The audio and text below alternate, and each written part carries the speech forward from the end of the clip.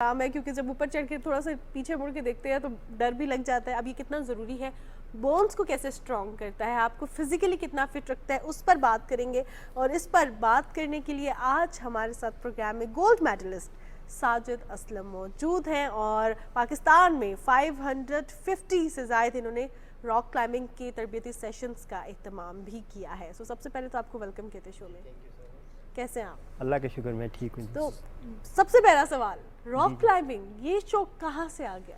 Rock climbing का शौक तो मुझे बचपन से इस तरह के काम जो जिसे आप कह सकते हैं कि जो पुट्ठे काम है, जिसे आम आप उस आम में पुट्ठे काम कहा जाता है, जिसे हमारे बुजुर्ग कहते हैं। जी, बुजुर्गों की नज़र में इसको पुट्ठे काम कहा जाता है। तो ये बचपन से इस तरह के काम एडवेंचर के काम होते हैं, मैं बचपन से करता आया हूँ। तो जब एक प्रॉपर एक मौका मिला तो इसको मैंने एज अ प्रोफेशन फिर ज्वाइन किया। तो रॉक क्लाइंबिंग के आपने जो 550 से ज़्यादा सेशंस करवाए हैं, आपने खुद भी ट्रेनिंग ली इसकी बाकायदा? जी जी, मैंने खुद भी ट्रेनिंग ली है। स्टार्ट में मैंने जब यूनिवर्सिटी लेवल पे पहुंचा तो वहाँ मैं इसकी ट्रेनिंग ली है, फिर यूनिवर्सिटी की तरफ से, HEC की तरफ से ली है, फिर पाकिस्तान की तरफ से मैं इंटरनेशनल खेला हूँ, इंटरनेशनल कॉम्पिटिशन्स में गया और इंटरनेशनल ट्रेनिंग्स भी ली हैं मैंने इसकी। ज़बरदस्त। तो ये बताइएगा कि स्टार्ट कहाँ से किया? वो जो बच्चे होते हैं हर चीज़ पे चढ़ जाते हैं, ग्रिल पे चढ़ जाते हैं, वहाँ से बचपन से शौक पड़ा या नॉर्दर्न एरियाज में रहते थे?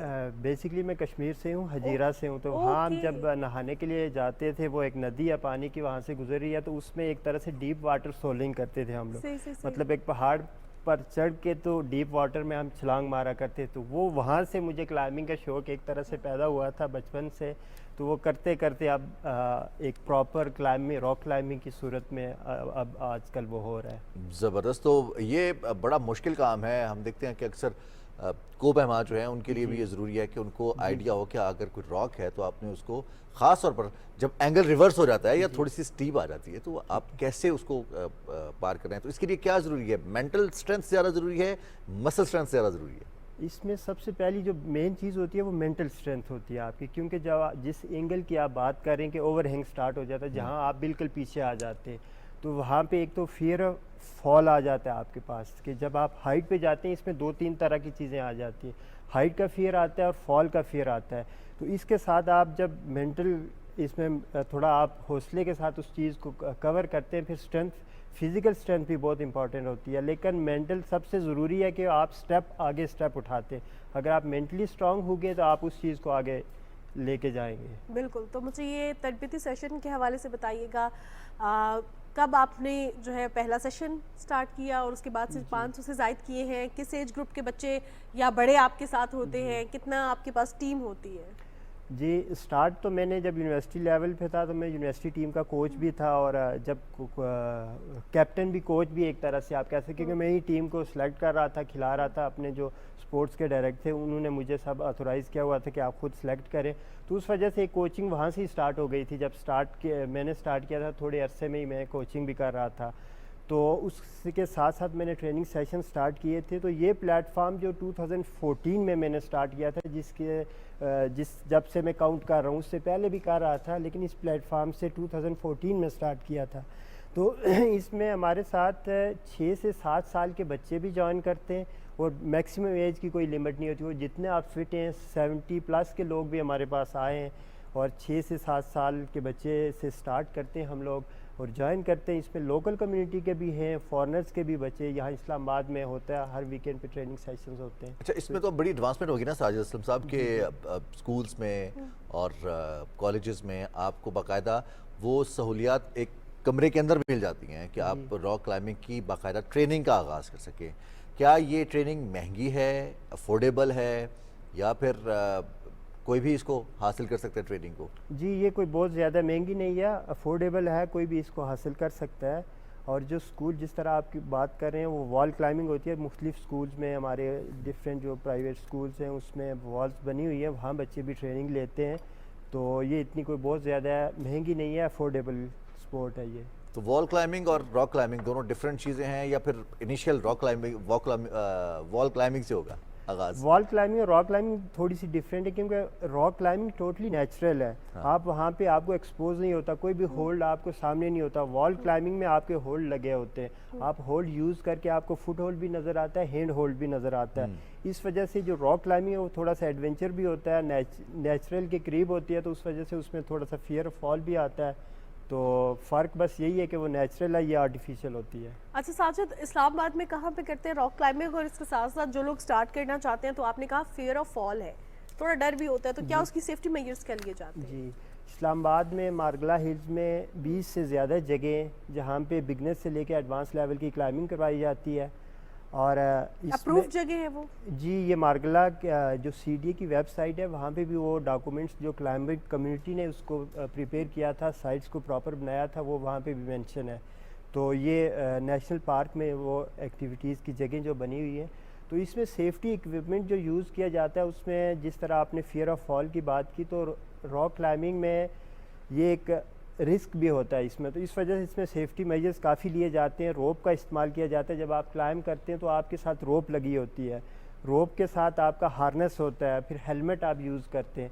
तो ये जितने भी, जिस तरह मैंने आपके बताया कि ये 6-7 साल के बच्चे या बड़े लोग क्लाइंब करते हैं, तो वो प्रॉपर सेफ्टी के साथ क्लाइंब करते हैं। तो अल्लाह का शुक्र है, जो नंबर आपने बताए, इसमें आज तक कोई इस तरह का वाक़या नहीं हुआ कि किसी हमारे किसी भी पार्टिसिपेंट के साथ। साजिद साहब, बहुत सारे लोगों को डर लगता है, वो जैसे ही पानी की तरफ देखते हैं तो उन्हें डर लगता है, या बुलंदी पर जाते हैं तो उन्हें डर लगता है। अब हाइट की वजह से उन्हें एक फोबिया होता है। जी, ये हेल्पफुल है उन लोगों के लिए भी कि उनका फोबिया ख़त्म हो सके, ख़त्म नहीं होता तो कुछ कम हो जाए?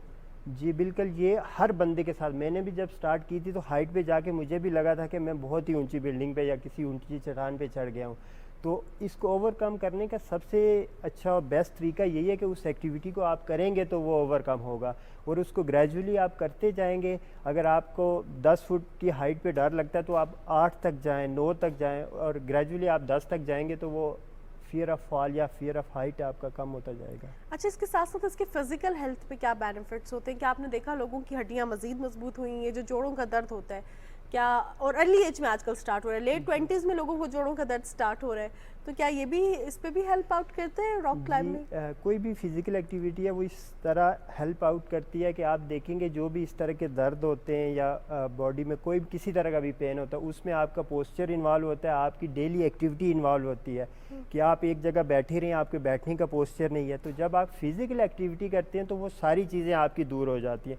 तो उस तरह ये चीज़ आपको हेल्पफुल रहती है, और ये एक ऐसी एक्टिविटी है जिसमें आपकी फुल बॉडी इन्वॉल्व होती है, आपकी स्ट्रेचिंग होती है, आपकी अपर बॉडी के मसल इस्तेमाल करते हैं, लेग्स के मसल इस्तेमाल होते हैं। तो ये एक स्ट्रेंथ ट्रेनिंग और प्रॉपर बॉडी वर्कआउट भी है। ऑन अ लाइटर नोट कि अगर आप ये महसूस करना चाहते हैं कि आप धरती पे कितना बोझ है आपका, तो आप रॉक क्लाइंबिंग करें, आपको पता चल जाएगा कि आप कितने भारी हैं, भार्गव है, या फिर आप किसी और के लिए बोझ है। अच्छा, इसमें एक और चीज़ साजिद असलम साहब के हम बहुत सारे अपने कम्युनिटी लेवल पर इंटरेक्शंस होते हैं। जी जी, सोशल मीडिया फिर एडवांस्ड टेक्नोलॉजी की वजह से ये सोशल इंटरेक्शंस, सोशल एक्टिविटीज़ बहुत कम हो गई। जी जी, क्या सक्सेस स्टोरीज़ हैं आपके पास इसमें? लोगों की ज़िंदगी तब्दील हुई, उनका करियर तब्दील हुआ, वो अपनी जॉब में, अपने काम में एक्सेल करना शुरू हुए, कुछ फ़र्क पड़ता है इससे आपकी ज़ाती ज़िंदगी में, आपकी प्रोफेशनल ज़िंदगी में?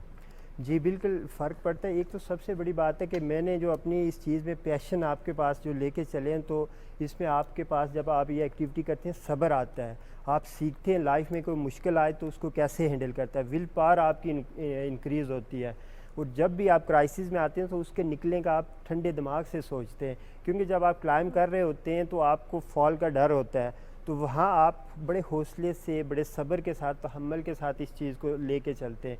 तो वही चीज़ आपकी मेंटल, अब पहले मैं थोड़ा जल्दबाज था जब स्टार्ट में था, लेकिन अब मेरा थोड़ा सा सब्र आ गया कि कोई भी काम होए बड़ा आराम से उसको सुकून से आप निकल सकते हैं, बस थोड़ा सब्र के साथ, तहम्मुल के साथ उससे काम ले। तो ये चीज़ मैंने इस स्पोर्ट से सीखी। और ये बड़ा ज़रूरी है कि अगर आपने कहा कि फॉल का ख़तरा होता है, तो गिर के उठना लाइफ में ये बहुत ज़रूरी है, और ये सिखाया ही नहीं जाता हमें। बचपन में भी हम पेरेंट्स हमें कहते हैं कि उधर ना जाओ, गिर जाओगे, गिरे तो फिर उस जगह को मारना शुरू कर देते हैं, उस टेबल को मारना शुरू कर देते हैं, कि यानी कि जो हमें नुकसान पहुंचाएगा। ये नहीं बताया जाता कि गिर जाए बच्चा तो उठना कैसे। अब इसमें कोई इंजरी हो जाए जी तो बड़ा दिल में क्या डर भी बैठ जाता है, या इंसान और ज़्यादा इंथुजिस्टिक होकर आगे बढ़ता है और कहता है कि मैंने और ज़्यादा बुलंदी पे जाना है? जी, इंजरीज किसी भी गेम में होती रहती हैं, तो इंजरी को बस रिकवर करना, प्रॉपर रिकवर किया जाए तो बंदा वापस जब आता है मज़ीद स्ट्रेंथ के साथ और मज़ीद क़ुव्वत के साथ अपनी ट्रेनिंग लेके आता है तो उससे अच्छा परफॉर्म करता है। तो बाकी बस यही है, टेक्निकल अंदाज से बंदा चले तो इंजरी को प्रिवेंट कर सकता है। थोड़ा सा टेक्निकल चीज़ों को लेके चले, कोई ऐसे काम ना करे जिससे इंजरी हो, ओवर ट्रेनिंग ना करे, या हमेशा रिस्क को कैलकुलेट करके चला जाता है। ये भी नहीं कि आप जो आप फॉल लें, फॉल हम लोग फॉल जान के भी लेते हैं, लेकिन वो सेफ्टी के साथ सारी चीज़ें होती है। तो जब आप सेफ्टी के साथ चलते हैं तो बाकी आप फिर सिक्योर रहते हैं। बिल्कुल सही। अब चूंकि ये गेम है और एक्सपर्टीज़ भी हैं इसमें, अब जो इस्लामाबाद में नेशनल पार्क है वहाँ पर क्लाइंबिंग करते हैं, इसके अलावा बाकी एक चीज़ें एक्सप्लोर की हैं, कुछ कंपटीशन भी अरेंज करवाए हैं या प्लान्स हैं? जी जी बिल्कुल, इस तरह के प्लान से मैंने इंटरनेशनल कॉम्पिटिशन्स भी खेले हैं, इंटरनेशनल कुछ रॉक क्लाइंबिंग के लिए भी गया हूँ, और बाकी इस्लामाबाद से हट के नॉर्थ की तरफ भी क्लाइंबिंग की है। बाकी मुख्तलिफ जगहों पे कुछ ट्रेनिंग सेशन करवाए हैं मुख्तलिफ ऑर्गेनाइजेशंस के साथ, इस्लामाबाद से हट के भी पाकिस्तान की मुख्तलिफ जगहों पे करवाए हुए हैं। तो साजिद टारगेट क्या है, अब आगे क्या अचीव करना है? इतनी ट्रेनिंग सेशन भी करवा लिए, आप एक्सपर्ट भी हैं, गोल्ड मेडलिस्ट भी हैं, तो आगे क्या है जो अचीव करना चाहते हैं? जी आप देखेंगे पाकिस्तान में हमारे पास ट्रैंगो टावर्स हैं, जो वर्ल्ड के टॉलेस्ट जो टावर्स हैं, जो प्योर रॉक क्लाइंबिंग के शेप में हमारे पास मौजूद हैं। तो इंशाल्लाह उनको क्लाइंब करेंगे।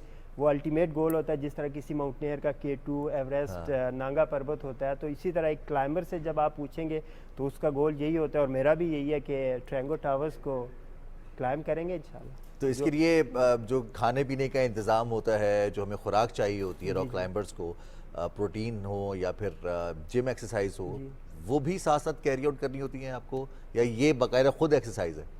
ये आप जब आप ट्रेनिंग करते हैं तो फिर थोड़ा सा डाइट का भी ख्याल करना होता है, क्योंकि आप जब ट्रेनिंग करते हैं तो फिर आपने अपने आप को कंट्रोल भी रखना होता है। आप ट्रेनिंग के साथ अगर आप डाइट नहीं करते तो आपकी ट्रेनिंग का कोई ख़ास फ़ायदा नहीं होता।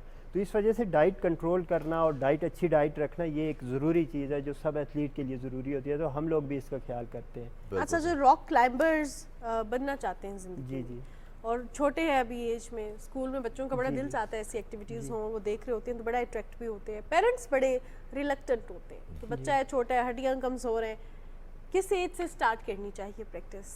बच्चों के लिए 6 से 7 साल के जो बच्चे होते हैं वो इस एक्टिविटी को स्टार्ट कर सकते हैं, और वो पेरेंट्स के, हमारे साथ जो बच्चे आते हैं वो पेरेंट्स के साथ आते हैं स्टार्ट में, वो लेके आते हैं, उन्हें देखते हैं, वो सब असेस करते हैं कि सेफ्टी के हिसाब से, तो वो 6 से 7 साल बच्चे ज्वाइन कर सकते हैं। और क्लाइंब करनी चाहिए बच्चों को, क्योंकि आजकल के दौर में जैसे आपको पता है कंप्यूटर गेमिंग इन चीज़ों में बहुत ज़्यादा हमारे बच्चे इन्वॉल्व हैं। तो जब आउटडोर में आएंगे, वो एक हेल्दी इन्वायरमेंट, एक हेल्दी एक्टिविटी को लेके चलेंगे, तो उनके लिए वो उस पर पॉजिटिव इफेक्ट करेगा उनके बॉडी पर भी। साजिद साहब बहुत शुक्रिया, आप तशरीफ़ लाए। बहुत सारी बातें हैं इस खेल के हवाले से, इस इवेंट के हवाले से भी जो हम जानना